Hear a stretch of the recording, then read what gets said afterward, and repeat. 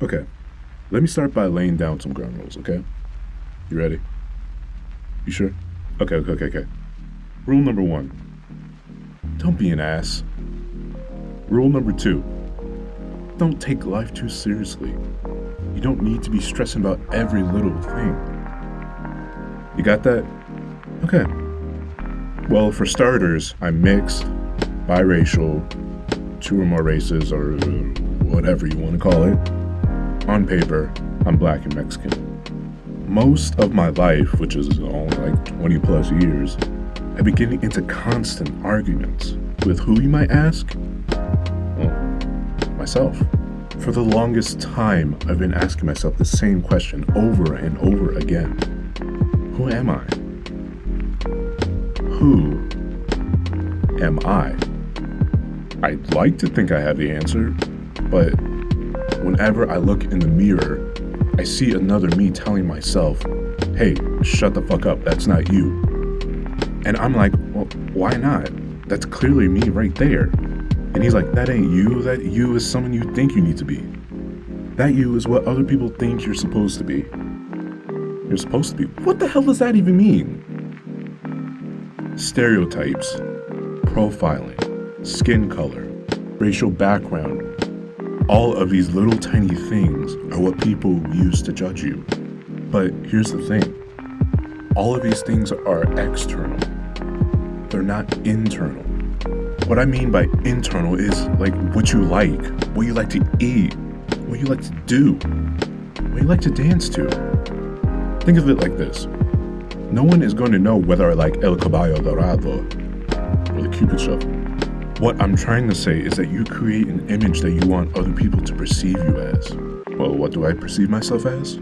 Like I said, I'm mixed. And it took a long time to recognize and be proud of who I am and who I wanted to be. The reason it took so long to recognize that is because it was a struggle. The best way of describing this struggle is like a tug of war between two people, while also having bystanders not helping at all. Each side trying to pull each other over the line, never showing signs of there being a winner. I remember back in primary school, I would always get asked, why is your name Juan Carlos when you don't look like a Juan Carlos? You look more like a John Charles. Why is my name Juan Carlos? Why isn't it John Charles? And don't get me wrong, I know I'm not the first mixed race family to get ridiculed. This shit has been going on for hundreds of years, and I still found it weird that even though I still had a mom and dad, just like all those other kids did, it was weird that they were two different races. And they shouldn't be together? Why can't they be together? Why can't they have kids? Why can't they have a kid that looks like John Charles, is named Juan Carlos, and sounds like a generic ripoff of Barry White?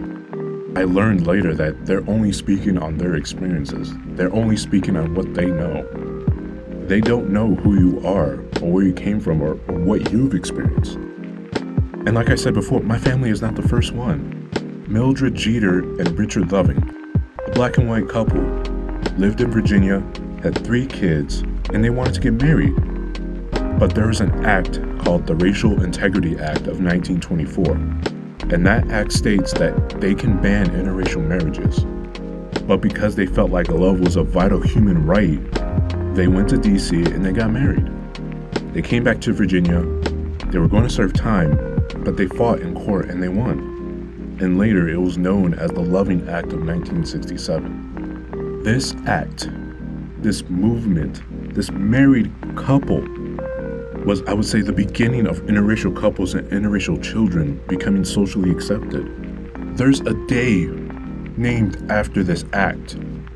A movie, a fucking movie was made about this act and about this couple. And yet, I only just found out about it like 2 weeks ago.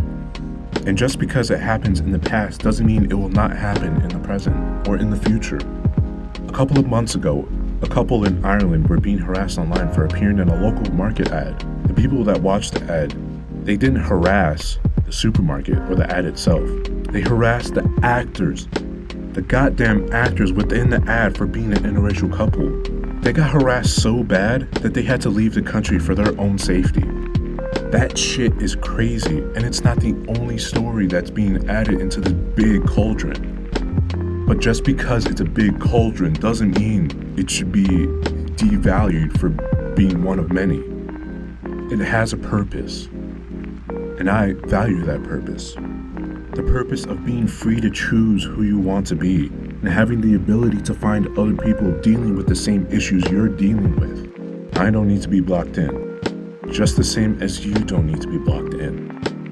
If you choose to be blocked in and you stand by it, that's fine as well. I'm not hating.